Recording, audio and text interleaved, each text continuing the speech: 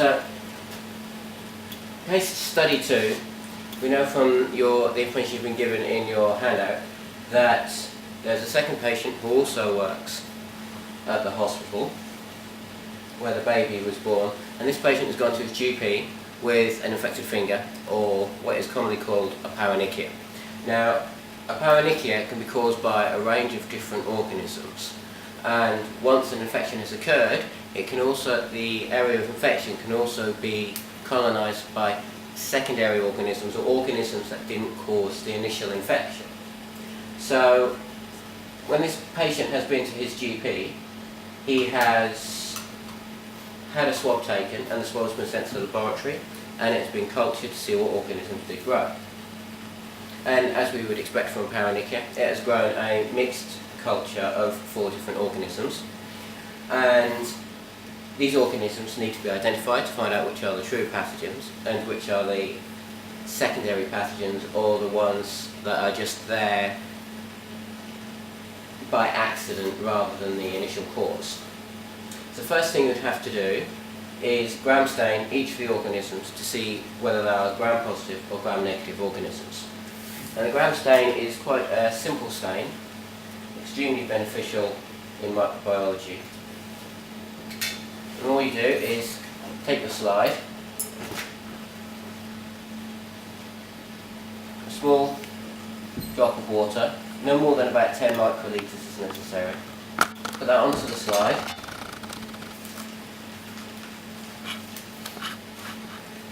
And then all you need to do is take a touch of a colony of the organism. You don't need much.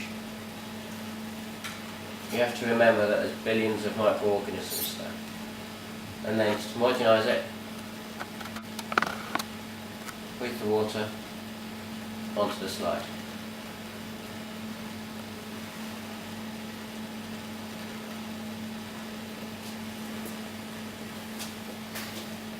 And then, to fix, make sure that it doesn't come off the slide during staining, we gently dry it using the Bunsen flame, making sure not to hold the glass slide in the flame for any period of time.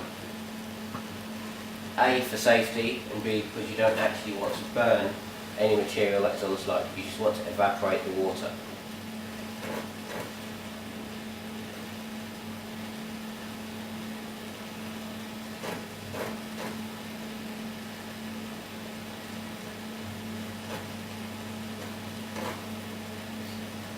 Once the slide is dry, just rest it down, let it cool for a moment, turn off the Bunsen burner. Glass slides cool quite rapidly, and then we can begin to stain.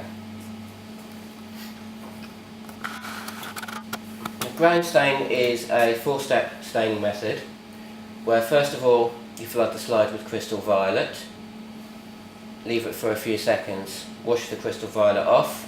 You then stain with Lugol's iodine, again, wash it off after a few seconds.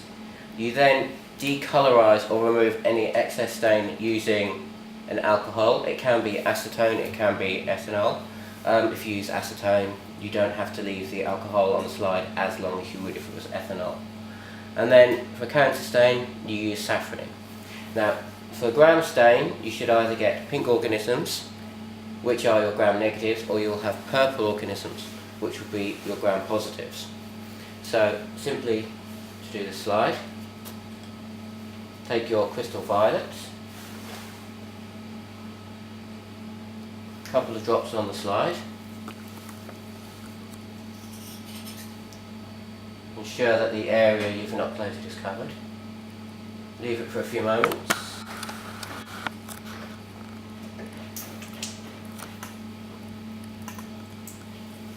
Rinse the slide off, ensuring you don't actually put running water direct onto the area that you've inoculated, because you don't want to wash material off if it's loose.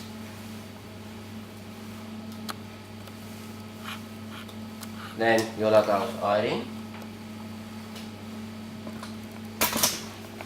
Again, leaving the iodine on for a few seconds.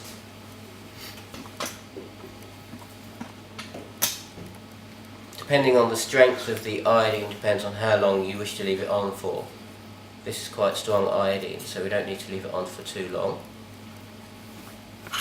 Again, rinse the slide, taking off any excess.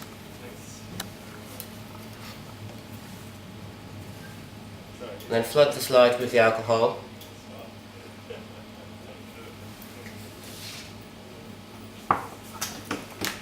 Because it is ethanol, leave it for a few seconds, but if you move the slide you should be able to see that there's no more stain coming off of the stained material. So you can rinse it off at that point. And then flood the slide again with a few drops of safranin. Some laboratories use phenol red, but the outcome is the same. Make sure that the area has been covered, and after a few seconds rinse the slide with water again. At this stage the staining procedure is complete, but you need to leave the slide to dry completely before looking at any material on the slide under oil immersion.